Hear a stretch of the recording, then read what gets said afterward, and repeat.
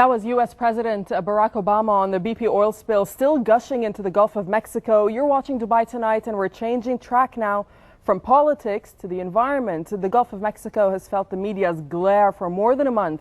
That is BP struggles to contain the largest oil spill in U.S. history. It's killed 11 workers, is damaging coastal areas and wildlife, and costing the economy billions of dollars in losses. Now, U.S. Coast Guards also say that efforts to clean up the oil are becoming more complicated as the massive slick breaks up into thousands of patches going in different directions and oil plumes settle underwater. The oil slick is closing in on the U.S. coast from Louisiana to Florida, where businesses should be preparing to greet a flood of tourists at this time of year. Instead, they're getting ready to deal with waves of oil. Let's bring in oil expert and CEO of Stevens Supply International, Bobby Stevens. Welcome to the program, Bobby. Thank you for having me. Let me first ask you about the cap that's now been placed on this oil leak. It took a really long time to place this cap. First of all, why did it take such a long time? This was always an attractive option, but when the event first occurred and the rig first sank, the riser, which is a pipe that goes from the seabed to the bottom of the rig, which is sitting on the floor, collapsed, and much like a garden hose kinks or crimps, was actually reducing the amount of oil that was being released. The downside or the challenge of that was it was leaking in multiple locations. So the debate and the challenge there was to try to contain it without actually making the problem more severe, which is what you would do by cutting the riser, which is what they've done.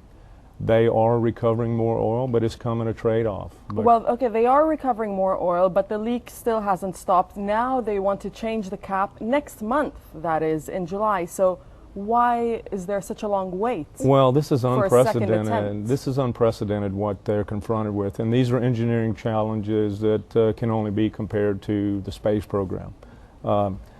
Initially, the first device that they put in place, which they positioned over one of the leaks on the riser, they referred to it as a top hat. It proved to be too large. The reason being, at those depths, they're in 5,000 feet of water, so it's extremely cold there. You're producing oil and natural gas simultaneously. And the size or the volume of the first device that they lowered proved to be so large that it allowed the gas to actually crystallize and ice to form. So this prevented it from rising to the surface through the piping system they had in place to be captured at the surface. There's talk of relief wells, Bobby.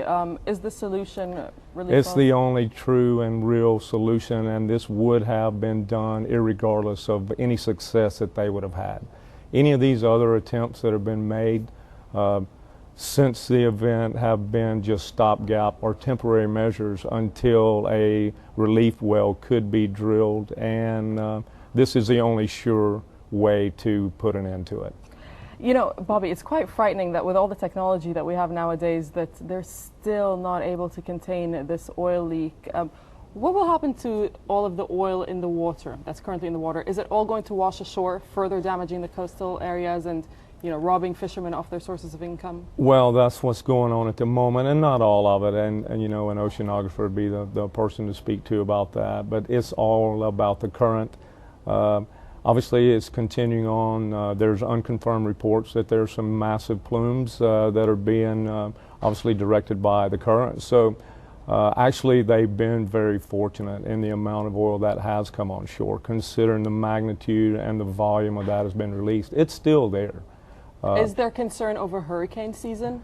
It's being talked about, and we're fast approaching that. What the hurricane season would do if you had an event like the one that we just went through. It would be catastrophic when you consider the amount of water that was brought into New Orleans and the tidal surge that was brought in along the Mississippi coast.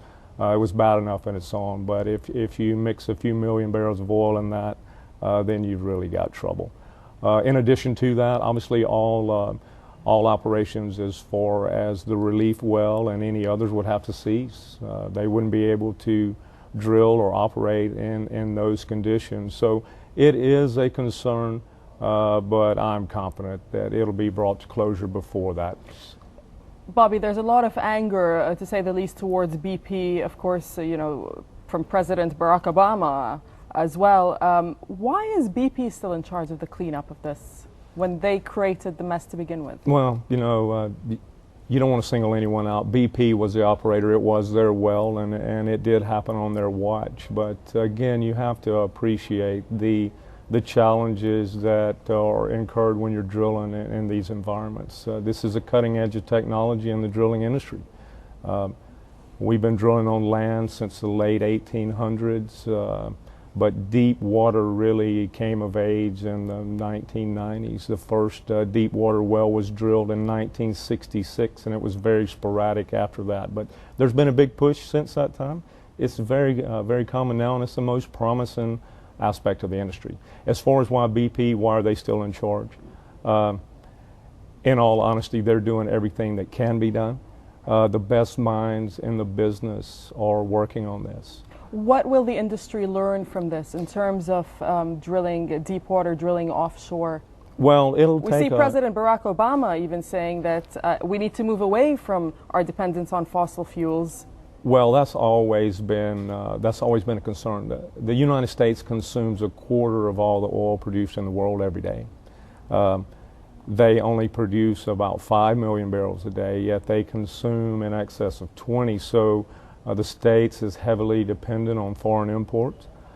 This has been a concern for a number of years, not only with the Democrats led by Mr. Obama, but the Republicans as well. The only difference is they have two different strategies as how we should reduce that dependency. If you followed the U.S. Presidential elections this last time, the Republican, their war cry was drill, baby, drill. Their answer to weaning us from this dependency is to exploit and use the reserves that we have at home, and the Gulf of Mexico is one of the most promising areas there. There are massive reserves there that have been unchecked. Well, Obama is also using this, I guess, to push his policy on alternative energies. He has right? been an advocate. We see the UAE is quite a leader in that. Absolutely, he's been an advocate of this from the beginning. He was elected. This was part of his platform when he was elected. He has always promoted alternate fuel sources, renewable sources, clean fuel, and he has wanted to distance ourselves from fossil fuel as a primary fuel source. Having said that, he did, and the Democrats do realize that that does not happen overnight. So they did leave the drilling programs and the government regulation that was in place when he took office. He is under an extreme amount of pressure at home to do something, or at least give the impression that he's in charge of doing something, but the fact of the matter is the oil and gas industry is the only people capable of dealing with it. The U.S. government, they don't have the expertise, they don't have the equipment, nor does anyone else. It has to be dealt with by the oil and gas industry. What is the role, or has there been a role that countries around the Gulf have played in aiding the oil spill disaster over in the U.S.? And let me ask you as well, could this happen in our region? This could happen anywhere. This is not a situation that's unique to the Gulf of Mexico. This has happened in the past. This is not a common occurrence, but it's not unheard of. Recently, within the last year, we had an event, something similar to this in Australia. It didn't make much, or didn't get as much press as this has. There was no loss of life. The environmental impact was minimal, so you didn't hear that much about it. If you go back to 1979, Pemex, which is the Mexican National Oil Company, they encountered the same problem off the coast of Mexico. And this went unchecked for 10 months. At that time, it was due to a lack of technology to properly deal with it. So technology's advanced significantly since then, and we're very confident and hopeful that this will not drag on for that long. Will we see any changes in terms of the technology used here in the drilling in the GCC after seeing what's happened over in the Gulf of Mexico? Well, you know, there's not. Again, this is all about deep water. This is what complicates this so much. They're in 5,000 feet of water. If you would have had this same scenario play out on land or even in shallow water, it would have been much easier to deal with. So there's not a lot, if any, deep water activity here in the Gulf. Lessons will be learned that will apply to the industry for sure. But as far as the application or the operation that was in place there, not directly, but a lot will be learned from this. All right, Bobby Stevens, thank you very much for your thoughts. Thank you. Thank you. Email us with your comments and suggestions at dubaiTonight@dmi.ae, plus see our shows anytime online at dubai1.ae, and follow us on Twitter at twitter.com/DubaiTonight. Join me again next time, but for now, goodbye.